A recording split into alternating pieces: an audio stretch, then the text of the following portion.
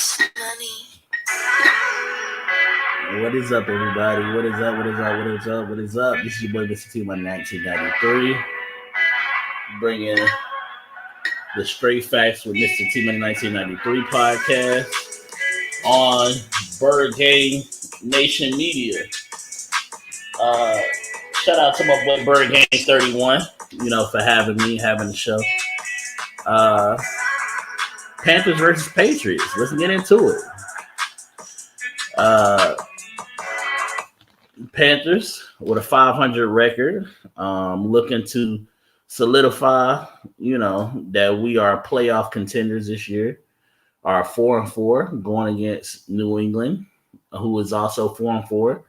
And I know before the year, this was sold as the Cam Newton coming back game.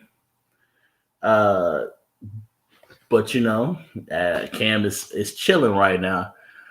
So it's really ended up being the Stephon Gilmore comeback game. Stephon Gilmore, who is now a Panther, and in his very first Panthers game, had an interception going up against Kyle Pitts for Atlanta.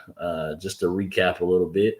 Also, Shaq Thompson came back from injury last week, and he also had an interception. Panthers ended their losing skid against the Falcons, winning 19-13. Even though Sam Darnold ended up getting hurt. Hey, lady. The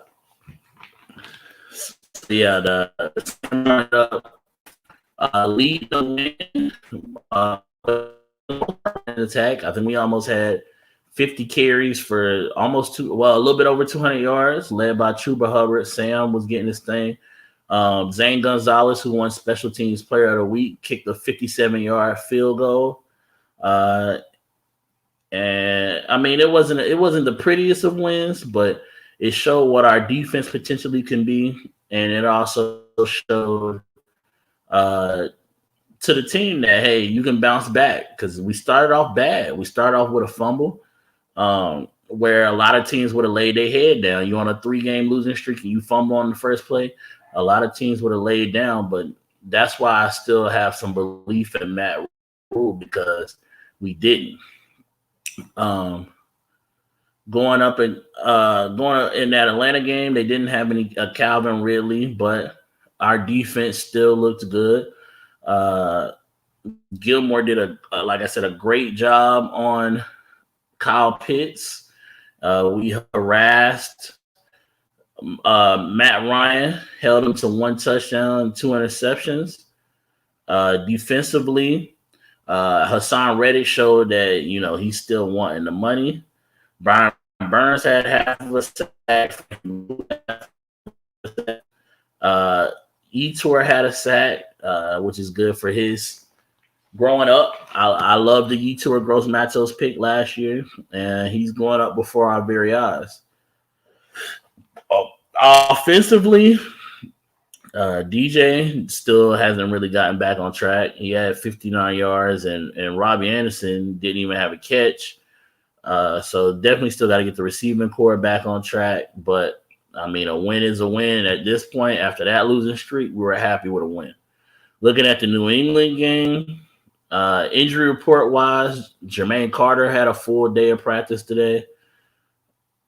Sam Darnold, after his concussion, was limited. Cam Irvin had a full practice. Stephon Gilmore had a full practice. CJ Henderson had a full practice. Terrence Marshall had a full practice from his concussion a couple weeks ago. Matt Paradis had a full practice. Shaq was limited, and Stanley Thomas Oliver was limited. For the Patriots, some of the guys that Nick Folk was limited. Kyle Duggar was limited. J.C. Jackson was out with an illness, so who knows if he will be back for the game. Jonnu Smith was limited. Shaq Mason was limited. So, they have a lot of guys who's a little bit beat up right now, but the biggest thing that will matter to me coming into the game is to harass Mac Jones. Harass Mac Jones. Get after Mac Jones. Also defensively, put them in situations. Try to get them behind where they have to throw the football to produce. Offensively, we may have to go PJ Walker this week. If we do, have PJ Walker manage the game. Don't do anything to blow the game. Make your occasional big time throws. Shout out to Miss Bird game. I hope you're doing well too. And have PJ with, PJ was the XFL MVP. If they would have had an MVP during that year of the XFL, and when he takes his shots, hopefully he'll be able to hit DJ and Robbie deep. It's been a long time. Robbie is really in a slump, and we got to get him back on track. I know he's talked about that as well. So hopefully this will be the game he gets back on track, whether Sam ends up playing or whether PJ has to play. Also, we removed Christian McCaffrey off of the IR. So we have 21 days before he will have to play. So they're saying it is a possibility he will be back this week for New England. But he also may have to sit another week. But he was at practice. I seen proof that him and Sam Darnold was at practice.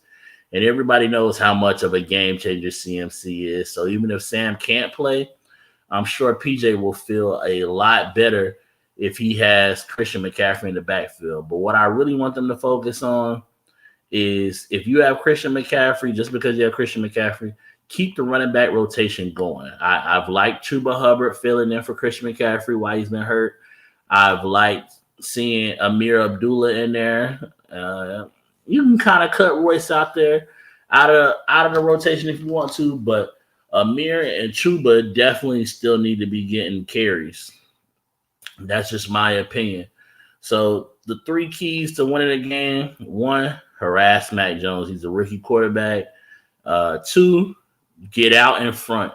Our pass rush always looks better when we have a lead. And 3, Sam or PJ, whichever one's in there, don't play in the Bills' hands, man. You set the tone. You set how you're gonna be able to move the ball, and that's just a simple thing to do.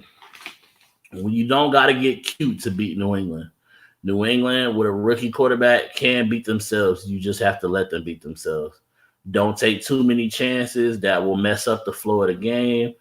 Don't have no pick sixes or turnovers like that will get them the wins. Sam, if it's you playing, you better not be seeing no ghosts. Other than that, man, I'm just hoping that we get the win. We get the win streak going. I had to throw on the double B, Brian Burns. That's my guy. This is your boy, MrTMoney1993. Appreciate you linking in. Let me know who you think is going to win in the comment section. If you're a Panthers fan, you better be saying Panthers. If you're not a Panther fan, let me know who you think. And if you actually even have a score prediction, let me know what's in the score prediction. But this is your boy, MrTMoney1993, with the Straight Facts Podcast. I'm out.